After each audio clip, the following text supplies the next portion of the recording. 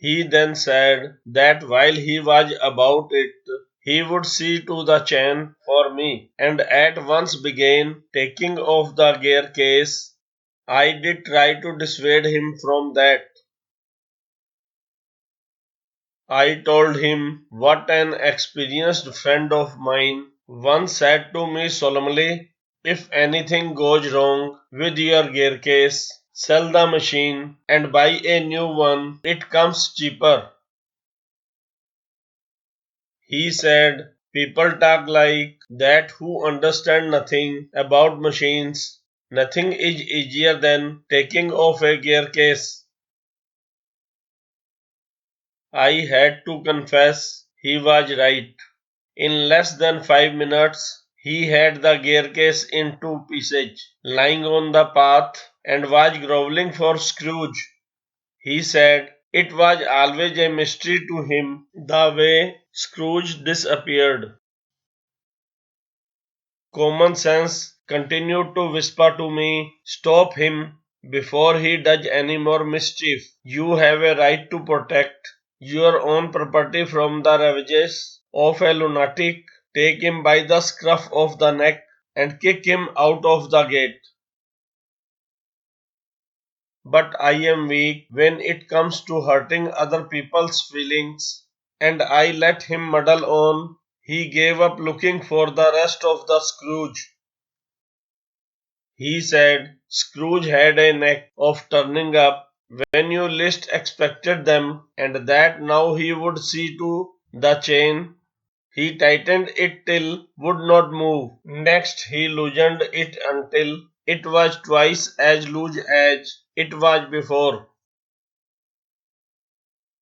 Then he said he had better think about getting the front wheel back into its place again. I held the fork open and he worried with the wheel. At the end of 10 minutes, I suggested he should hold the fork and that I should handle the wheel, and we changed places. At length, we did get the thing into position, and the moment it was in position, he burst out laughing.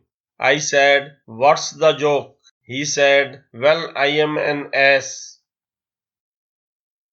It was the first thing he had said that made me respect him. I asked him what had led him to the discovery. He said, we've forgotten the balls. I looked for my hat. It was lying topsy-turvy in the middle of the path. He was of a cheerful disposition. He said, well, we must put back all we can find and trust to Providence. We found 11. We fixed 6 on one side and 5 on the other, and half an hour later the wheel was in its place again. It need hardly be added that it really did wobble now. A child might have noticed it. He said it would do for the present. I said, watching you do this is of real use to me. It is not only for your skill that fascinates me, it is your cheery confidence in yourself, your inexplicable hopefulness that does me good. Thus encouraged, he set to work to refix the gear case. He stood the bicycle against the house and worked from the off side. Then he stood it against a tree and worked from the on side. Then I held it for him while he lay on the ground with his head between the wheels, and worked at it from below and dropped oil upon himself. Then he took it away from me and doubled himself across it till he lost his balance and slid over onto his head.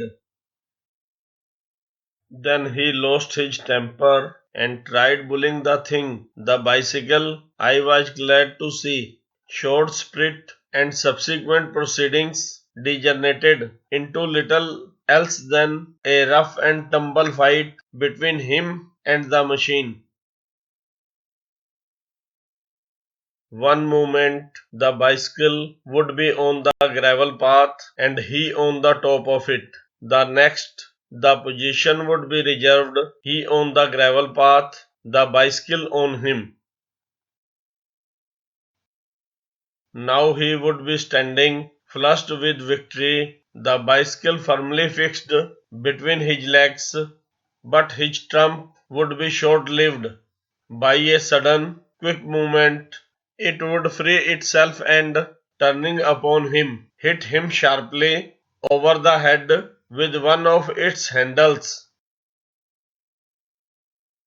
At a quarter to one dirty and Disha would cut and bleeding, he said, I think that will do, and rose and wiped his brow. The bicycle looked as if it also had had enough of it, which had received most punishment. It would have been difficult to say. I took him into the back kitchen, where, so far as was possible, he cleaned himself. Then I sent him home. Educate everyone, सभी को शिक्षित करें. बच्चों की शिक्षा के उज्जवल भविष्य के लिए समर्पित सीखो और सिखाओ. These books improve your knowledge, reading, pronunciation and translation skills.